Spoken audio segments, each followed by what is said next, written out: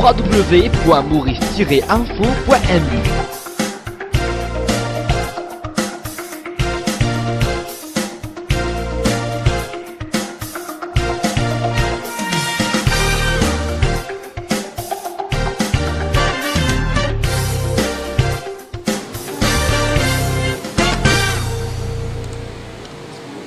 Monsieur Elsa Doudamari, bonjour. Bonjour. Merci d'être invité de l'écho du mercredi cette semaine. Je vous remercie. Vous êtes une star des journaux actuellement. Star des journaux, je ne voudrais pas dire ça, mais je suis dans la communication pour l'instant. Une phase de communication à travers les projets que je suis en train de faire maintenant et aussi pour communiquer à travers nos social media, à travers nos channels que nous avons. Pour promouvoir les jobs que nous avons et aussi essayer de diminuer le taux de chômage à Maurice. Ça vous inquiète ça, le taux de chômage ici à Maurice, 44 000 Bon, comparablement au niveau du pourcentage, on doit améliorer. Je ne voudrais pas dire c'est alarmant ou pas, mais moi je pense qu'on doit diminuer le taux de chômage à Maurice. Comment vous allez aider à diminuer ce taux de chômage? Première chose, je voudrais vous dire que j'étais le project manager, le project manager pour le ministère de l'Emploi pendant 3 ans, depuis 2013 jusqu'à cette année, jusqu'à l'année dernière, excusez-moi, avril 2016. Et nous avons contribué à faire le Youth Employment Program, qui est un programme pour les jeunes, qui aide les employeurs à prendre les jeunes. Vous jetez un petit peu de l'eau dans mon moulin, d'une certaine façon. Quand j'entends les jeunes parler de YEP, j'ai l'impression qu'ils ne sont pas trop d'accord. Vous, en tant que project manager, qu'est-ce que vous avez à dire? On dit que oui, on nous emploie pendant 1 an, après 1 an, on nous jette à la rue, on recommence, on n'est pas reconnu, on n'a pas de certificat, ça ne rentre pas dans mon CV comme un emploi. Bon, moi, je voudrais vous dire que le YEP, pour moi, est une expérience personnelle que j'ai vécue en Angleterre. Au fait, quand j'ai fait mes études tertiaires en Angleterre, après mes études tertiaires, j'étais à la recherche d'un emploi. Un emploi décent, un emploi convenable au degré que j'ai fait. Et bien sûr, les employeurs anglais étaient bien réticents à me prendre. Première chose, c'est l'expérience qu'ils voulaient de moi.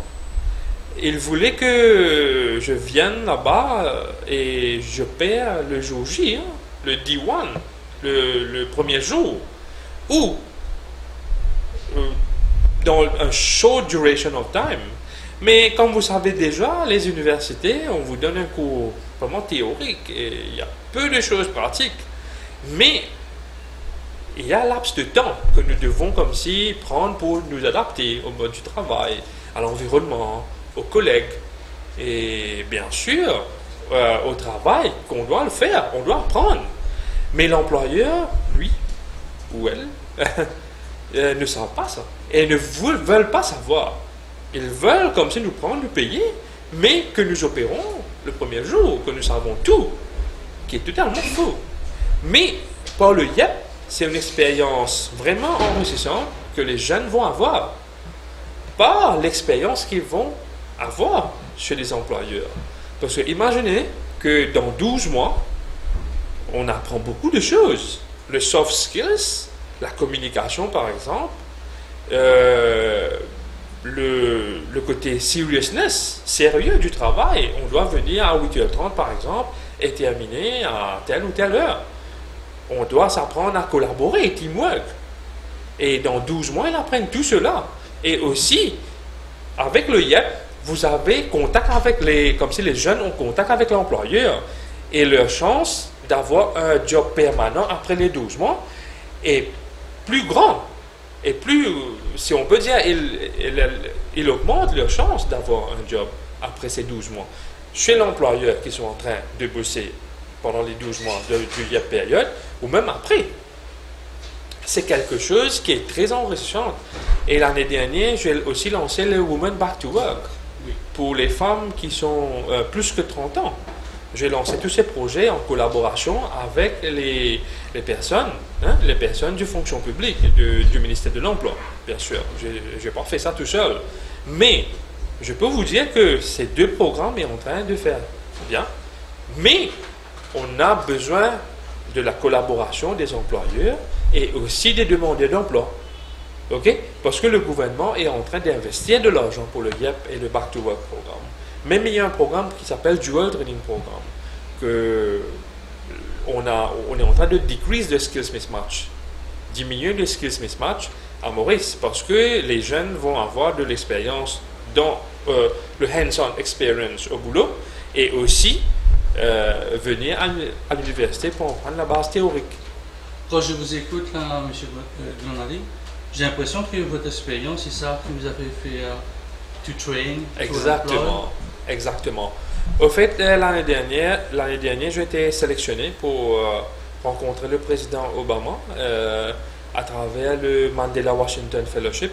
J'ai été sélectionné parmi, je pense, 6 Mauriciens. Et il y avait 35 000 applications au niveau de l'Afrique. Et moi, j'étais sélectionné parmi les 500 meilleurs en Afrique. En fait, je suis allé aux États-Unis et j'étais le premier Mauricien à avoir un grant depuis USAIDF, United States African Development Foundation, pour monter le Tutoring Club. Quel a été l'élément sur le rôle que votre présentation, votre dossier, votre projet a été fait pour rentrer dans le top 500? Je pense que mon expérience dans le secteur privé et mon expérience dans le secteur comme c'est public, et j'ai moins de 35 ans. Et ça a été un plus. Ça a été un plus. Enfin, là, je suis 35 ans. Ça a été un plus pour tout le monde. Ce que vous me dites, M. Goumani, c'est-à-dire que vous avez de l'expérience anglaise, l'expérience mauricienne publique, privée, plus doctorat, quelque chose. Qu'est-ce que vous avez en plus comparé aux autres, à ces 5 Mauriciens qui ont fait que vous êtes parti aux États-Unis et pas eux? Et au fait, on est parti le 6 Mauriciens. Mais moi, je crois qu'on avait eu beaucoup d'applications pour Maurice. Même pour l'Afrique, il y avait 35 000. Je crois que, bon, première chose, j'ai eu de la chance. Je dois remercier Dieu pour ça. Et aussi, mon dossier a été bien pratique, si on peut dire ça. Toute l'expérience pratique que j'ai requis, j'ai mis ça dans mon dossier. C'est-à-dire que à la base même, moi, je formais partie du management team de Havel Malak Outsourcing. Et après ça, j'ai quitté pour travailler dans des grosses boîtes aussi, comme Rogers, Lille. Et en plus de ça, j'ai l'expérience au niveau académique comme lecturer. Et puis, l'expérience au niveau du ministère a été un plus pour moi. Je pense que tout ça là, si nous emmène tout ça là ensemble, ça fait quelque chose de très, très manageable et très spécifique aussi au niveau des projets et au niveau de l'expérience que j'ai requis. Monsieur Chardonnay, vous êtes un touche-à-tout. Parce que j'ai l'impression que quand vous donnez les boîtes, généralement, quand on tire à la Malak, on rentre chez Lille, on s'assoit dans le fauteuil et on attend que la grosse voiture arrive et que vous partez vers la pension. Pourquoi vous êtes bougé? C'est un peu la maladie des jeunes qui aiment bouger où il y a du mouvement. Au fait, je viens tout juste de dire ça à mes staffs, à mes employés hier. Au fait, j'avais un but spécifique de devenir consultant. Et pour devenir consultant, un bon consultant, vous devez toucher à beaucoup de choses. Parce que l'expérience est très importante. Et aussi, j'ai la famille dans le business. Mes parents même étaient dans le business. Bon, ça coule de choses qu'un jour, je devais faire quelque chose pour moi-même. Mais pourquoi vous n'êtes pas resté avec papa, avec maman, pour continuer un peu le business, aller pour vous qui est un peu aider les autres? Bon, le truc c'est qu'avec moi, j'aime faire les choses dans la manière dont je veux. Parfois, vous collaborez avec des membres de votre famille et ça ne passe pas tellement bien. Et la divergence des idées en jeunes et moins jeunes, ça devient un problématique à long terme. J'ai décidé à propos de l'expérience que j'ai requis, c'est quelque chose de différent, comparable au business que mes parents ont fait. Parce que pour devenir un consultant dans le domaine informatique et un autre dans le domaine du côté de l'emploi, parce que imaginez-vous que j'ai un degré, mon premier degré c'est du côté informatique et télécommunication, et mon deuxième et troisième degré était plus au niveau du management et de l'emploi et du training. Comment vous avez décidé, quand vous avez 2 diplômes aussi qualifiés, de devenir consultant? Au fait, j'aime bien bouger. J'aime bien travailler beaucoup d'endroits. J'aime bien parler aux gens. Et j'aime bien faire face à face aux gens. Pas juste sur le téléphone, mais rencontrer des personnes. Parce qu'en rencontrant des personnes, c'est incroyable de voir leur expérience. Hein. En particulier les business persons, les businessmen. 3 quarts des business persons, j'avais dit ça à mes employés hier, ils ont quelque chose en commun. Ils ont eu beaucoup de problèmes avant. Les successful businessmen, avant de faire leur business, je peux vous dire qu'ils ont passé par beaucoup de difficultés. Hein. Vous êtes passé, vous aussi, sur le même, Oui. sur les mêmes rails? Définitivement, je passais par des moments très difficiles. Même maintenant, le business n'est pas en train de prendre comme on souhaitait. Hein. Je dois vous dire que tous les business persons sont en train de se plaindre de l'environnement, du business actuellement. On va retourner un petit peu là-dessus. Vous êtes plutôt mentor ou vous êtes plutôt coach en termes de consultant? Tous les deux, hein, mais plutôt mentor. Plutôt mentor au niveau du consultant, mais je veux dire que c'est tous les deux ensemble, on peut dire. Pourquoi avoir décidé de créer To Train to Employ? Au fait, c'est pas juste moi qui a créé To Train to Employ, il y a moi et quelques amis ensemble, mais c'est moi qui chapeaute le projet. Okay? C'était une demande sur le marché, la formation parce que Définitivement, les 3 ans de l'expérience au niveau du ministère m'a apporté quelque chose et me dire qu'il y a beaucoup de gens qui cherchent un emploi, mais qui ne sont pas en train d'être channel, d'être dirigés vers le... C'est ça le souci là? C'est ça le souci? Définitivement. Parce qu'il y a des gens il y a des demandeurs d'emploi qui vous disent qu'ils n'ont pas eu de job pendant peut-être 1 an ou 1 an et demi. Vous qui avez été dans le IEP, on va retourner là-dessus. Ouais. Vous aviez à l'époque des statistiques, des informations dites sensibles. Vous comprenez ce que ces jeunes-là sont en train de vous dire? Vous dites, c'est impossible. Bon, il faut dire aussi que les jeunes d'aujourd'hui ont aussi un problème. Ils choisissent leur job. Ils choisissent leur boulot qu'ils veulent faire. Mais on doit attendre, comme s'il y a une période d'apprentissage. Même si vous ne vous trouvez pas dans le job approprié pour vous, il y a un autre travail qui est là, qui vous attend. Mais allez-y, vous allez apprendre beaucoup de choses, comme la communication, le seriousness at work, team building, teamwork. Vous allez apprendre des choses que vous n'avez même pas pensé avant. Mais les jeunes d'aujourd'hui, ils ont un problème, ils veulent attendre the right job, white collar job or the right job for what they have studied. Et moi, je comprends cela. Ils ont étudié quelque chose, ils veulent travailler. Mais il y a une période d'apprentissage. Moi, je conseille aux gens, ne restez pas à la maison. Essayez de faire un internship. À travers le internship, peut-être que c'est une chance pour vous de rencontrer les gens que vous n'avez pas rencontrés auparavant. Peut-être que vous allez rencontrer votre prochain employeur. Mais beaucoup de gens, internship, même pour gratuit, ils ne pensent même pas faire ça. Mais moi, en Angleterre, j'avais même pensé pour faire un internship gratuit. Et même si je devais payer pour avoir ce internship, moi, je voulais payer.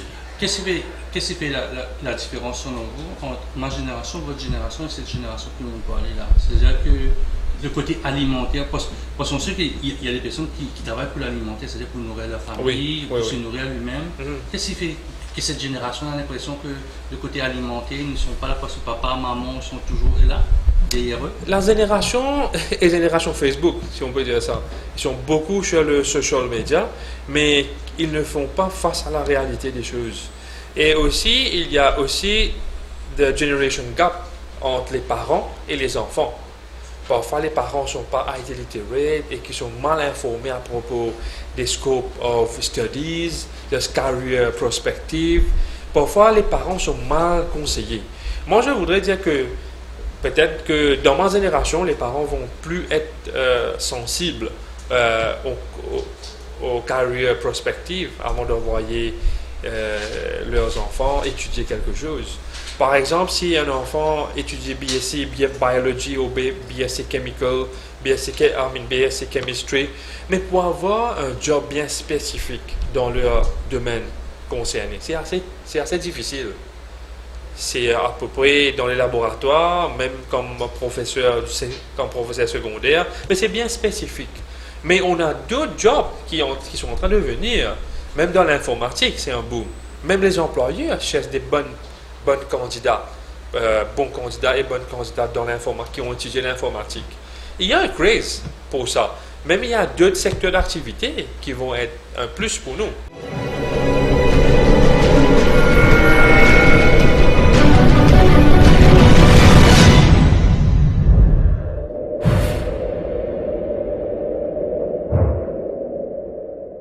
Est-ce que le souci ne se trouve pas une partie dans l'éducation un peu secondaire, je veux dire, et le tertiaire, parce que justement c'est là, si on peut canaliser un enfant qui va faire la forme 6 cette année-ci, on va dire bon, qu'est-ce que si on a un career guidance, si c'est encore toujours là, parce que la ministre dit que c'est toujours là, on dit bon, dans 4 ans, quand tu vas terminer l'université, il ou elle, ben, c'est ce métier-là qui va payer au lieu d'aller faire BSc, chemistry et je sais pas, et se retrouver sans boulot et finir comme un petit professeur dans un collège privé. Bon, c'est vrai aussi. Mais il y a aussi un problème à Maurice que beaucoup de jeunes sont en train d'abandonner comme on dit, le TVET, le Technical School, Technical and Vocational Studies. Par exemple, actuellement, si vous cherchez un plombier, Impossible à c'est trouver. difficile. Ils ont un agenda jusqu'à l'année prochaine. Moi, je vous dis, on cherche un bon mécanicien, par exemple. C'est difficile d'avoir un bon mécanicien qui est formé au IVTB ou quelque chose. Avec les nouveaux véhicules que nous avons, les nouveaux systèmes, technologies et tout, c'est difficile d'avoir quelqu'un qui est bien formé. Mais tout le monde est en train de partir pour les universités, pour les choses bien académiques, bien structurées, dans l'office. Moi, je vous dis quelque chose. J'ai mis un advert pour réceptionniste et admin.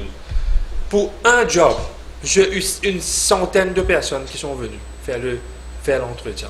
Mais vous êtes en train de mettre, par exemple, un électricien pour les voitures et les motos, par exemple. On n'a pas eu beaucoup. C'est-à-dire qu'il y a un problème à Maurice. Il y a le job, mais il n'y a pas de personnes, pas beaucoup de personnes qui ont fait des études dans ce domaine précis. Même si vous êtes en train de lire les journaux tout récemment, pour le côté informatique BPO, mais on manque du personnel. Et il y a beaucoup de compagnies qui vont partir depuis l'île Maurice, vont aller en Tunisie, Maroc. Quand on parle BPO, on parle plus beaucoup de call center. C'est le level. Oui, c'est le level. Moi, je ne suis pas en train de parler du low level. Du low level, on a un sérieux problème de staff retention. Oui, les staffs viennent après 2 ou 3 mois et quittent. OK? Là, dans le low level du BPO, on a un sérieux problème du staff retention. Les staffs commencent quelque chose, peut-être après 1 mois, 2 mois, vous devez recommencer à faire le training et tout. Mais quand je parle... Ça donne du travail, ça. Ça me donne du travail, mais en même temps, ça nous donne beaucoup de soucis aussi. Parce que pour trouver beaucoup de personnes on a monthly basis, tous les mois, tous les 2 mois, c'est incroyable de voir que les jeunes d'aujourd'hui, par exemple, si vous avez un jour férié, le vendredi, le lundi, ils ne viennent pas au boulot. Lundi codonnier, on appelle Lundi codonnier, ils ne viennent pas au boulot. Il y a dans la restauration aussi un grand problème. Par exemple, on est en train de chercher les waiters, par exemple. Les bartenders, waiters, waitress. On n'a pas sur le marché. On n'a pas beaucoup. Les personnes, moi j'étais au job fair de l'école hôtelière à la fin de l'année dernière. Oui. Tous les gens, toutes les personnes qui ont fait des études, qui sont en train de faire des études, ils veulent partir au Canada, ils veulent partir pour travailler sur les cruises. C'est un autre problème, ça, quand on regarde un peu la formation, j'ai la même réponse que vous. Je suis en train d'apprendre, mais c'est pour aller au Canada, c'est pour aller se faire bateau de croisière. Donc, il y a un problème. Le problème, c'est la paye. Est-ce que c'est la paye? Oui, il y a un parti, la paye que les employeurs, par exemple les hôtels, sont en train d'offrir, sont assez bas quand même. On doit l'avouer ça. On doit vraiment faire face à ça. Mais il y a aussi les aspirations professionnelles des jeunes qui veulent partir, qui veulent avec see greener grass elsewhere. Mais aller là-bas, ils peuvent être chanceux, ils peuvent être malchanceux aussi. Il y a d'autres, il y a 50-50%. Vous êtes consultant quand vous analysez tout ça, quand vous voyez un employé venir ici, venir chercher un job, au premier coup d'œil, vous dites he's the right guy, ou bien celui-là, ça. Bon, il paraît bon, mais est-ce qu'il va rester? Tout le monde se demande, est-ce qu'on fait du retention? Parce qu'on ne parle plus d'employés, longtemps on était des salariés. On est passé de commis, on est passé salarié, on est employé, maintenant on est talent. On est des talents maintenant dans le métier. Je dois vous dire que nous, au niveau du train to employ, nous avons eu beaucoup de l'expérience à ce niveau.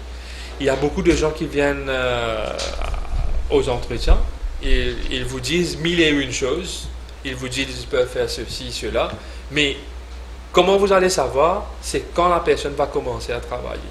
Mais Le premier mois est primordial. Moi, ce que je conseille aux employeurs, c'est de prendre sur une base d'apprentissage, un mois. Au moins, de payer la personne, bien sûr, de donner un mois de contrat pour voir si la personne est apte à travailler.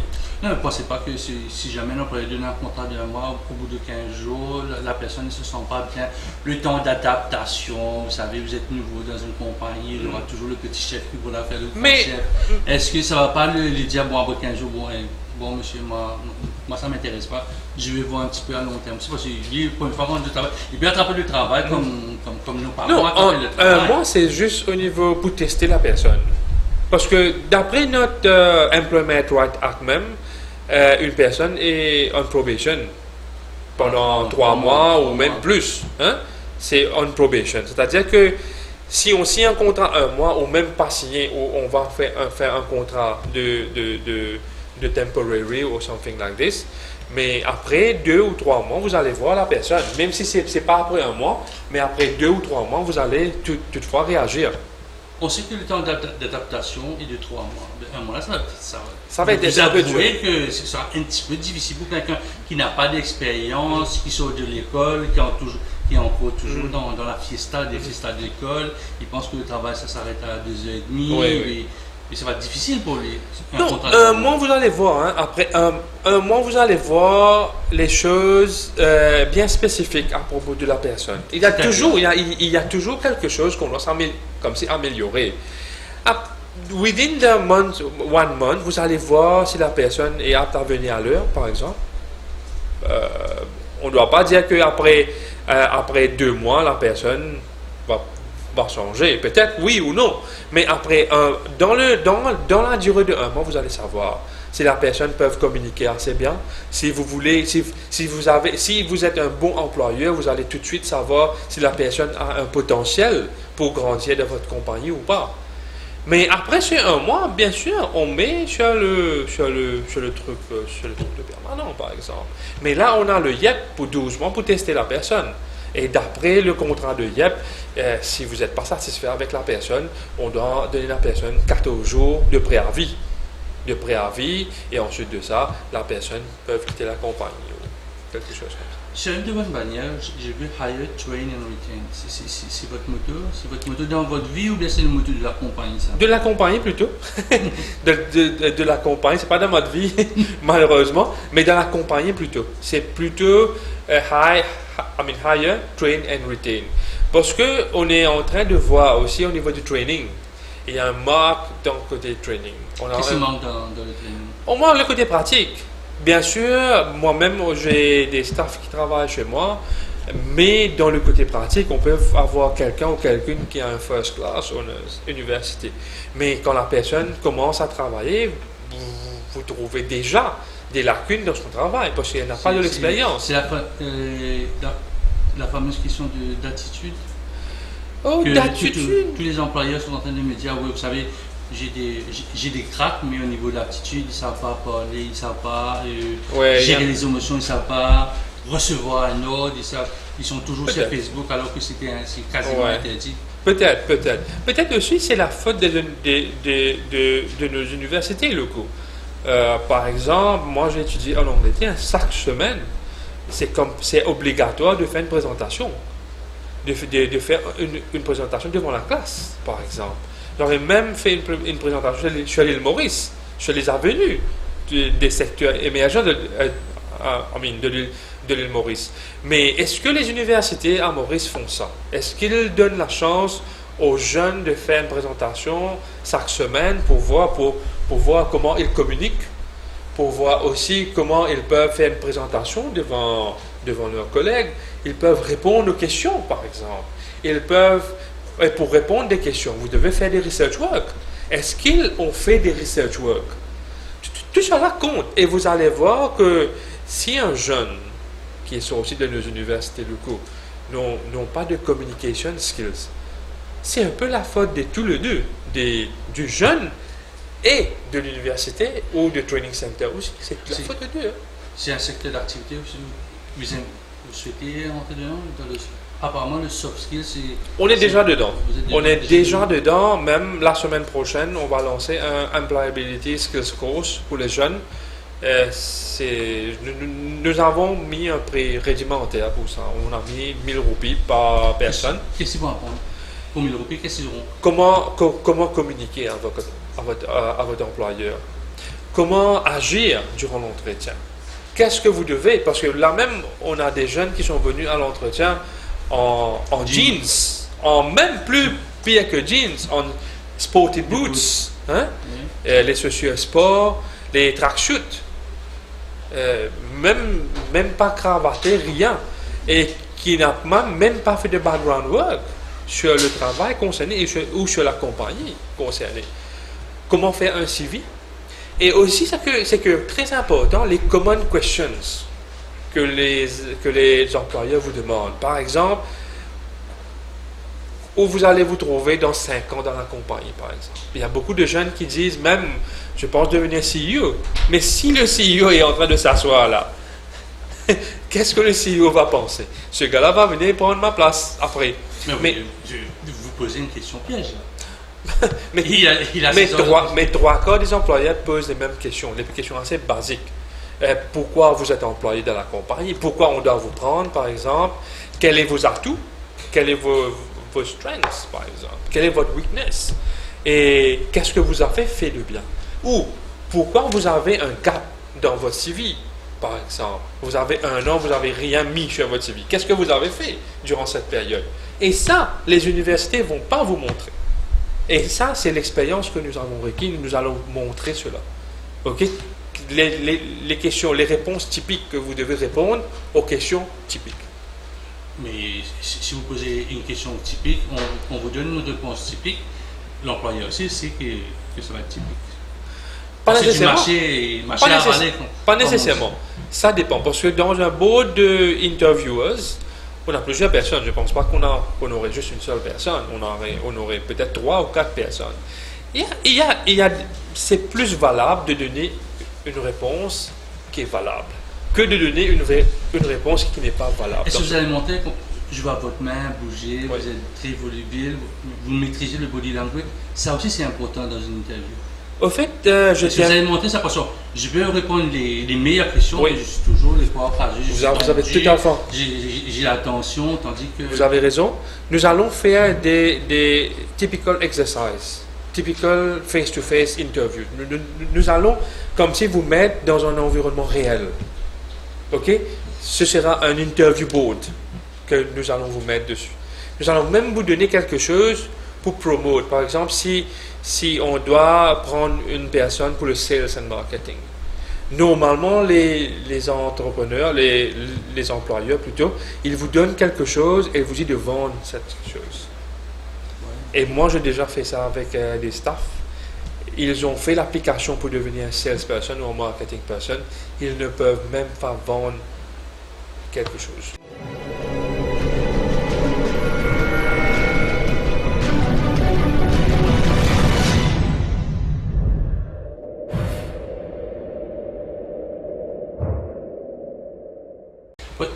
est-ce que vendre quelque chose, je retourne un peu sur le consultant, c'est pas vendre soi-même avant? Vendre soi-même avant, mais si vous vendez trop beaucoup de vous-même, l'employeur peut penser que vous êtes en train de bluffer.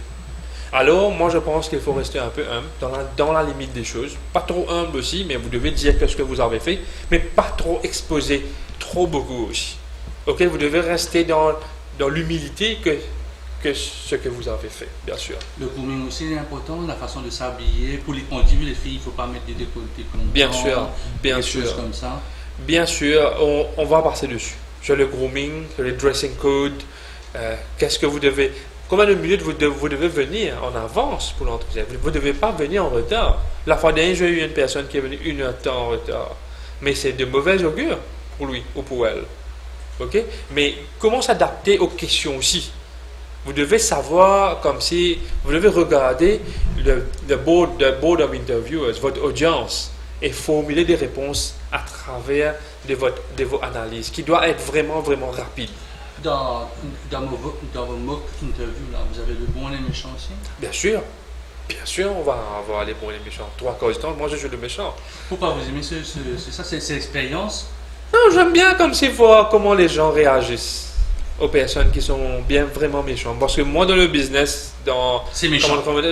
C'est méchant, mais je suis méchant dans les limites des choses. J'aime bien être flexible avec mes employés aussi. J'aime bien être flexible, mais quand on doit crack un joke, on crack un joke.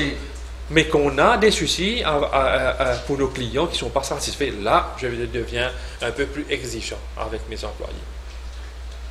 Et les candidats, est-ce que vous aussi, vous faites un peu agence d'emploi, on vous donne, voilà, il me faut 40 personnes dans un procès. Oui. Vous faites la paperasserie, après vous les envoyez. Ça aussi. On fait le premier interview pour nos clients.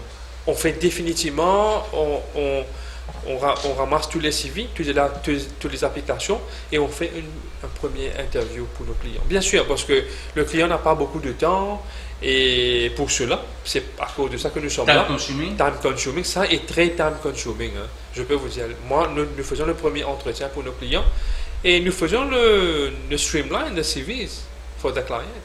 Nous faisons le streaming line of the CV qui sont peut-être bons ou mauvais.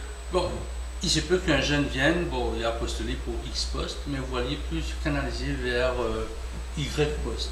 Ok. Donc, est-ce que vous le déviez ou bien vous le rappelez, vous gardez son CV ou bien le fait qu'il a postulé pour la compagnie Z, vous allez mettre son CV de côté. Il faut dire aussi que à travers mes expériences au niveau du ministère, j'ai vu qu'il y a un manque de conseils pour nos jeunes. Qu'est-ce qu'ils peuvent faire? Moi, je vous dis clairement, dans le To Train to Employ, on offre cela aussi. On offre le côté conseil. Qu'est-ce que les jeunes peuvent faire, par exemple? Il y a des tournures dans leur CV. Vous pouvez lire ça dans leur CV. Ils veulent faire quelque chose. Mais nous, comme nous sommes experts dans la matière, on trouve que peut-être ce gars ou cette fille ou cette dame ou ce monsieur a d'autres aspirations ou même peuvent faire quelque chose de différent de ce que ils ou elles ont pensé déjà. Parce que c'est nous qui peuvent comme si leur guider. Et aussi, on leur conseille, mais la décision finale, c'est bien sûr eux. Mais nous, ce que nous faisons déjà, nous envoyons tous les civils aux employeurs et c'est eux qui décident à la fin qui sont les personnes qui veulent faire le second interview, le deuxième interview. Est-ce que vous avez des success stories de To Train to Employ? On a, parce qu'il faut dire qu'on a lancé To Train to Employ le 14 juillet 2016, qui n'est pas trop longtemps, qui est assez nouveau. 6 mois, on peut dire 6 mois. 6 mois, on peut dire 6 mois. On a eu des success stories. On a eu carrément, il y a une personne qui a commencé comme restaurant supervisor, qui est maintenant restaurant manager. En 6 mois, c'est excellent. C'est excellent, comme si.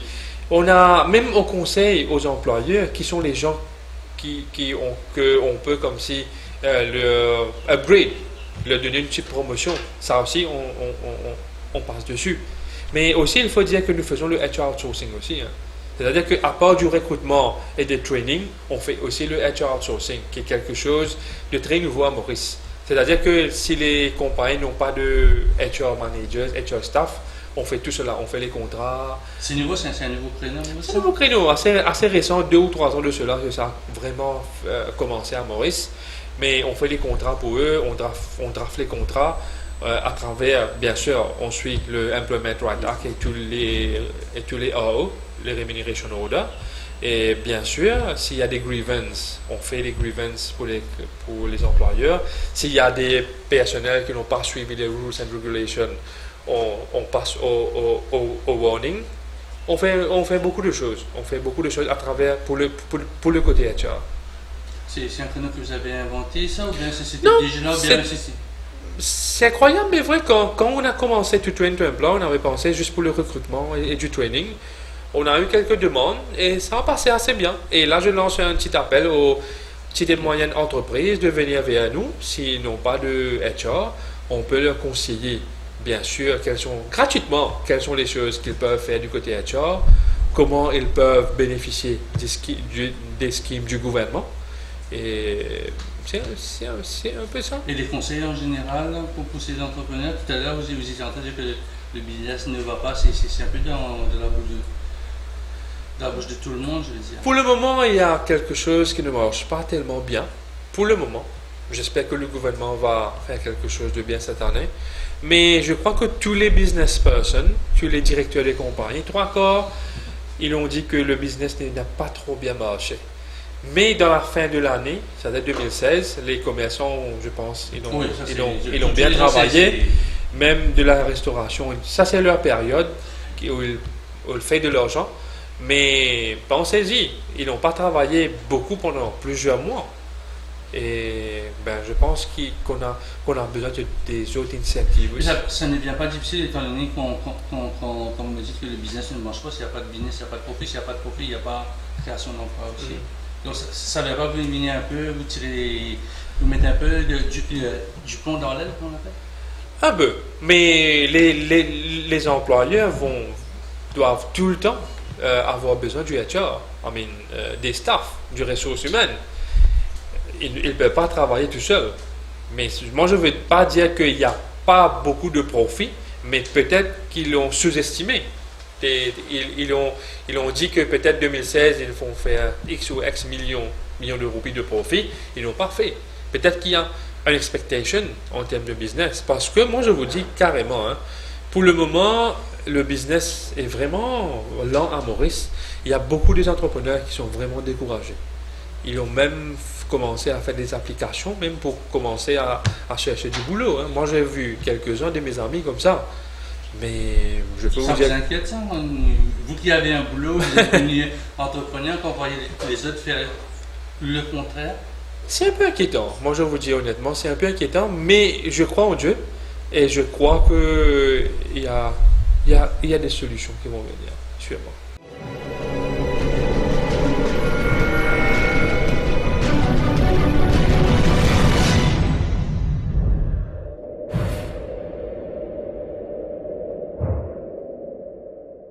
Vous avez la solution, une des solutions? Je parle de solutions avec moi. Est-ce que To Train to Employ, c'est une des solutions? C'est une des solutions pour le côté chômage, pour réduire le taux de chômage et aussi pour encourager les jeunes à faire des internships, avoir plus de l'expérience pratique et à placer des jeunes dans les compagnies, bien sûr. Ça, c'est un mode d'espoir, si on peut dire, du côté de To Train to Employ. Mais on va voir 2017 comment ça va être. On espère que ça va être un peu plus mieux que 2016, bien sûr, mais on est positif.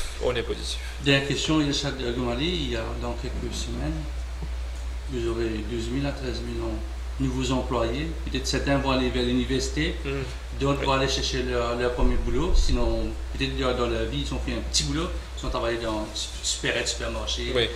Qu'est-ce que vous allez dire pour venir chez vous? Quel est l'argument que vous allez nous dire?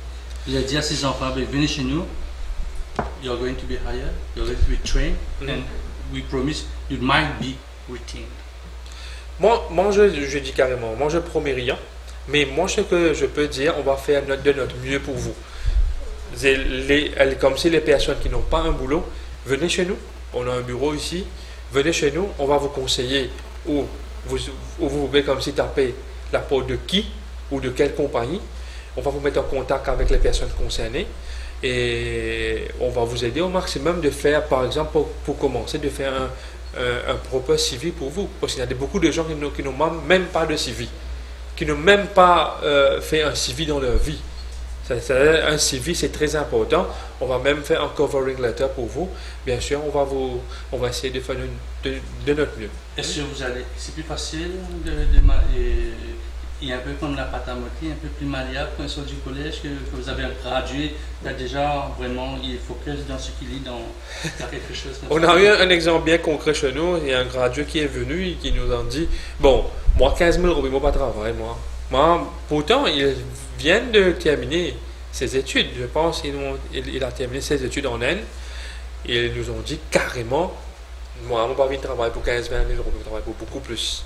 C'est-à-dire qu'il a mis déjà quelque chose, un blocage dans sa tête, que s'il n'a pas de boulot qui se paye après, c'est plus que 20 000 roupies, il ne va pas travailler.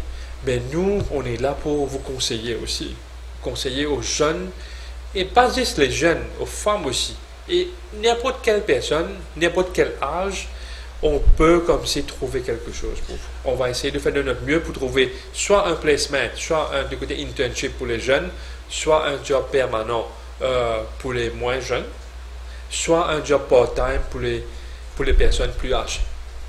Et pour les autres non capables, vous en faites Exactement. Justement. Exactement. Nous sommes en train de travailler avec une organisation non gouvernementale à Maurice qui a beaucoup de jeunes, comment on dit, physically challenged à Maurice, et on va définitivement commencer à placer des jeunes qui sont physically challenged dans les compagnies. Parce que je dois vous dire aussi une chose, que les employeurs ne respectent pas la loi qui l'ont dit que La fameuse loi des 3%. 3% des personnes physically challenged doivent être embauchées dans les entreprises. Vous qui rencontrez ces employeurs, vous êtes leur consultant, qu'est-ce que vous lui dites quand vous avez un employé, vous voyez c'est un bon élément, mais il n'est pas, je mettrais bien en guillemets, normal. Normal. Moi, on conseille aux employés, bien sûr, d'essayer de faire de leur mieux, de prendre ces jeunes, de prendre ces personnes, mais il y a du réticence. Parce qu'il y a de réticence, et des choses. Par exemple, la tête PB, qui est sous le ministère de la Sécurité sociale, n'est pas en train de enforce cette loi. N'est pas en train de enforce. Même le ministère de la Sécurité sociale n'est pas en train de enforce cette loi. C'est-à-dire que les employés n'ont pas d'obligation, si on peut dire, pour le moment. Il y a une loi, mais si vous enforcez pas la loi, mais des personnes peuvent faire ce qu'ils veulent. Même les grosses boîtes. On doit commencer par les grosses boîtes comme un exemple concret. On parle toujours des petites et moyennes entreprises. Mais les grosses boîtes, qu'est-ce qu'ils sont en train de faire? Où est la loi qui est appliquée pour eux? Mais on doit faire un juste milieu. Parce que là, on est en train de voir que les petites et moyennes entreprises sont en train d'avoir beaucoup de soucis au niveau du business, au niveau des autres, des facilités financières ou autres. Mais d'un autre côté, on voit que les grosses boîtes sont en train de faire des profits exorbitants parfois, mais qui ne sont pas en train de prendre des personnes concernées, des physically challenged people, sans discriminer les grosses boîtes, sans donner une mauvaise image à ces compagnies. Mais moi, je pense qu'on doit commencer par les grosses boîtes, bien sûr, et à faire application aux petites et moyennes entreprises après. Je vais répondre à votre question, ce sera ma dernière question. Irshad Al-Madi, comment vous voyez to train to employ dans 5 ans? C'est une bonne question. Moi, je vois que la compagnie, je pense, par la grâce de Dieu, va continuer. Mais moi, je pense avoir des staffs qui sont plus comme si skilled dans ce secteur d'activité. Parce qu'il y a des jeunes qui travaillent chez nous, ils sont en train d'apprendre, mais je ne sais pas combien de temps ils vont mettre à apprendre. Parce que les jeunes, ils doivent faire leur homework at home. Ils doivent venir travailler ici, mais tout l'apprentissage, tout le côté theory, thinking, reading doit être fait at home. Je viens tout juste de lire un article sur Jack Ma, qui est le directeur de Alibaba.com. Qui a rencontré Trump Exactement. il y a quelques heures là, oui. Ah bon? Oui. Il est le directeur de Alibaba, le founder Oui. of Alibaba.com, qui est le eBay de la Chine, une grosse boîte. Et il a dit que Ils pensent même que les jeunes doivent commencer par travailler dans une start-up first. Et en plus de ça, où ils peuvent faire beaucoup de choses. Le taux d'apprentissage dans une start-up, c'est grand comparable à une grosse boîte qui apprennent le process. Mais dans les start-up, ils vous conseillent de travailler, aux jeunes de travailler dans les start-up, faire beaucoup de choses, apprendre beaucoup de choses, pour mettre en pratique ce qu'ils ont appris. Et ensuite de ça, ils ont dit que vous travaillez 8h30, 9h à 5h, mais l'heure que vous devez apprendre, c'est à partir de 6h à minuit. Ça fait des longues journées pour un jeune, Ça fait des longues journées, mais si vous devez réussir, si vous avez l'aspiration, la motivation de réussir un jour dans votre carrière, dans votre vie privée, vous devez faire des sacrifices. Et ce sont des choses que beaucoup de jeunes ne sont pas en train de faire actuellement. 6h à minuit, ils sont sur Facebook. Mais ce que Jack Ma a dit est totalement vrai. Hein. Ils vous disent carrément, c'est l'heure d'apprentissage. C'est un type de recherche aussi qu'ils ont fait, que les Américains aussi ont fait, que where do you read more, where do you come to read more, to accept what other people has been writing, c'est de 6h à minuit, c'est le soir. Ce sera le conseil de l'année, si c'est un jour de conseil de l'année. Et à Charles Demani, merci beaucoup. Merci. Tout succès à To Train. Merci, merci.